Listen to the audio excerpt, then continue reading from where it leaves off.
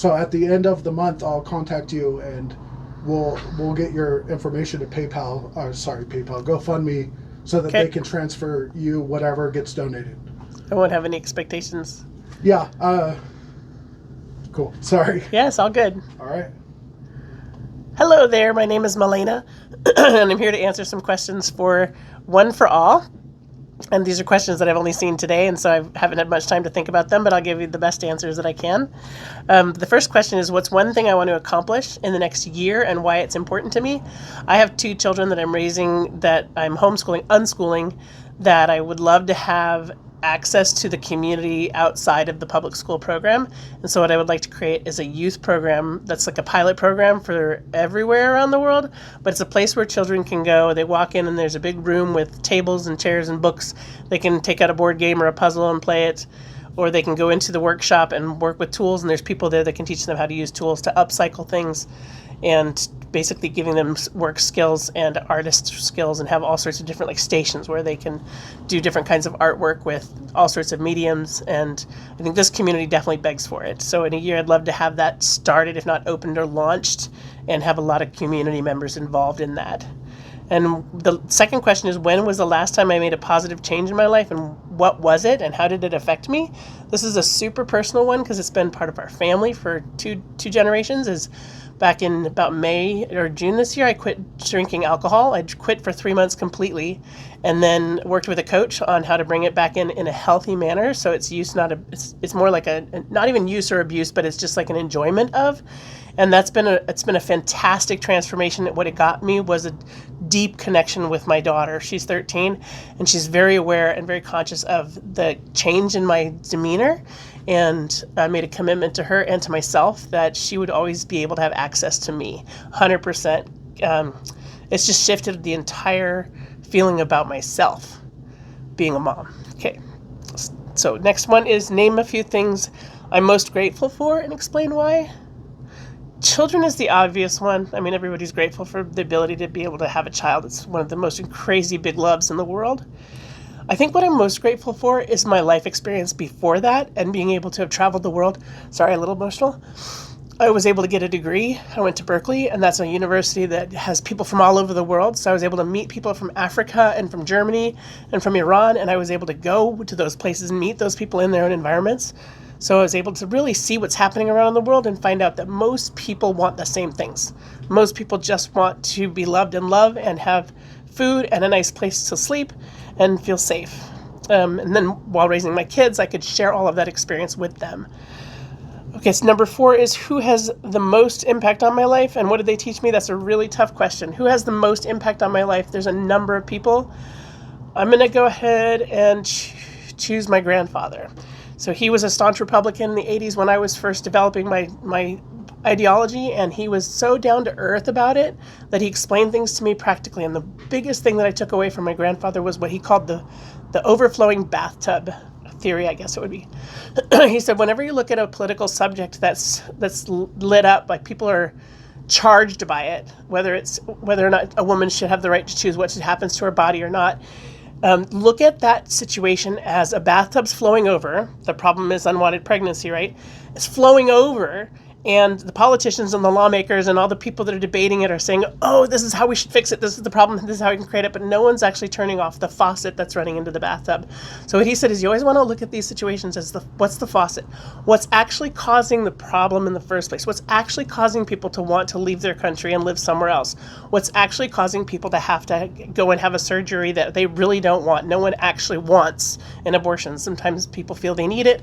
And that was one of those things that my grandfather gave me, the tool to talk to people about it, that keeps me able to speak with people practically and logically and not get sided on something, because everybody has their own opinions from their experience. So and of course, obviously, children have a huge impact on my life. Number 5, what's a goal I have for my life that has nothing to do with money or a career? Oh, yeah, the Children's Resource Center. This youth workshop place is all about building community and giving kids confidence and adults confidence in their contribution to our youth, and connecting community in a way that's profound, and also that it upcycles. It gets things out of the landfill. So it teaches people how to not just go buy brand new things on Amazon or at big box stores, but actually turn something that was once great back into something even better. What's the best piece of advice I've been given, and how did it help me? I want to say don't take this life too seriously, but sometimes it's really easy to take life seriously. The best piece of advice: look at what triggers you. If you get triggered by something, and you probably heard it if you've seen any videos on the let them theory, it's let them trigger you. Like if someone doesn't call you back and you get upset because they didn't call you back, look at why you're getting upset and actually thank them for not calling you back, because whenever you're triggered, there's something in your own self-confidence that's missing. There's something in your own, oh, I'm supposed to or should. And when I like to say, don't should on yourself, and don't should on others, because it's just a way of making yourself wrong or making others wrong, and it doesn't actually get you anywhere. So looking at what triggers you as a gift. What does success in life mean to me? Tomorrow is promised to no one. Success is the process. It's not where you're going. It's how you're being with people and yourself while you're going to get there, wherever there is. What's the best piece? That was it. Number 8, when I feel stuck or unmotivated, what's the one thing I do to get myself going, moving again? It's this thing right here. It's not always my friend. This thing makes up stories about me, and this thing. It's like, whose side are you on? Like it'll be like mad at me when I wake up in the morning because I had a bad dream, and I have to really get conscious to the fact that my consciousness is living only here in this body. It's not anywhere else in the world, and I have all the power to choose what I want to think about, talk about, and my say in the matter. So that's one thing I can shift I can shift my reaction to things just by going, oh, I can choose how I want to react to this right now. So that was number 8. Number 9, what's the one thing I've always wanted to learn or try, but I haven't yet, and what's holding me back? Oh, I was going to say business, but I don't want to learn it. Something that I really want to learn, but I haven't been motivated. I might go back to that one. Is that okay? Yeah, that's fine. Okay. I mean, again, it's like I should do my taxes, but I don't want to learn that. Right. There's want to learn. Yeah, I'll come back to that one. What's one thing in my life right now? Oh, I got it. The one thing I've always wanted to learn but haven't yet is to be okay with having some money. Like I've always felt like if I have money and others don't, then I am taking advantage of the system, or I'm taking advantage of society. But I think if anyone should have a lot of extra money, it's someone like me who's going to use it to give it to other people. I'm going to help them bring people up with me. I had dated a guy once who said that if he's got all these guns so that if the world comes to an end, he'll fight off all the people that want food. No thanks. I will share the food. I'm not that kind of person who thinks we need to fight about anything. If we're all going to die, let's die together. I love that. Okay, thanks.